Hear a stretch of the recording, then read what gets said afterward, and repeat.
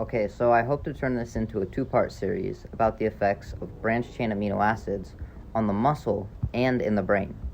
Today we'll talk about branched-chain amino acids and their effect on muscle. So amino acids are actually the building blocks of every single protein inside of our body. They're kind of like the bricks that allow us to build a house. And you get different answers depending on who you ask, but it's somewhere between 20 and 22 different amino acids that the body uses to comprise all of our bodily proteins. And branched-chain amino acids are a mixture or a powder that only contain three: leucine, isoleucine, and valine. So the use of branched-chain amino acids taken in isolation for growing muscle is kind of useless. Simply, we have 3 amino acids, but we need between 20 and 22. So we don't have all of the amino acids that we need to actually build any sort of muscle.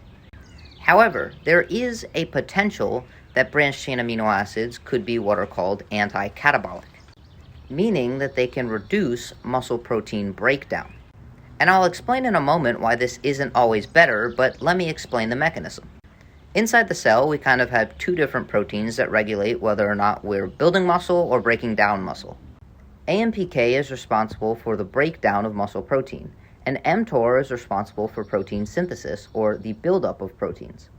When we're not eating protein, or we're not resistance training, AMPK will be active and mTOR will be inhibited. When we resistance train, some of the molecules that are actually produced will actually activate mTOR, and mTOR will work to inhibit AMPK. Additionally, when we eat protein, the amino acid leucine, which is contained in branched-chain amino acids, will activate mTOR. And mTOR is kind of like the boss of the cell. mTOR causes the cascade of other proteins inside of our cell, all that work to increase protein synthesis and muscle growth, and to inhibit the breakdown of protein. So the ingestion of branched-chain amino acids between meals could technically reduce protein breakdown. But by no means is taking branched-chain amino acids in isolation going to increase protein synthesis. The branched-chain amino acids can activate this mTOR protein, but without all of the other amino acids, we can't actually synthesize proteins to expand our muscle. It's kind of like the boss of a factory yelling at all of its workers to get to work, but the workers don't have any supplies. And I will mention that AMPK is actually extremely important, and the process of breaking down muscle is actually a very healthy thing. This is called protein turnover, and it's actually taking damaged proteins inside of the cells, breaking them down into their individual amino acids, and recycling them back into healthy proteins.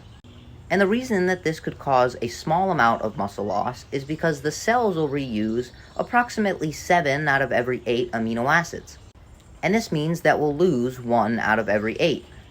But when we ingest protein, we will make up for this loss by increasing protein synthesis. And this process of breaking down and recycling is referred to as protein turnover. And this keeps the cells from accumulating damaged and non-functional proteins.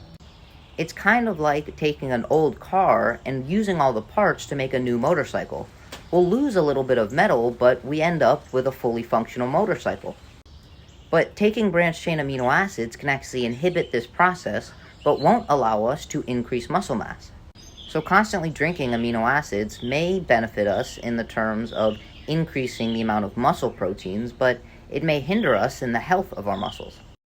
This doesn't mean to never take branched-chain amino acids, because sometimes we will actually want to inhibit this process of protein breakdown. But I don't want anyone to have in their mind that taking branched-chain amino acids will help them grow muscle and neglect eating full proteins. With that being said, I hope you stick around for part 2, where we'll talk about branched-chain amino acids' effect on cognitive function.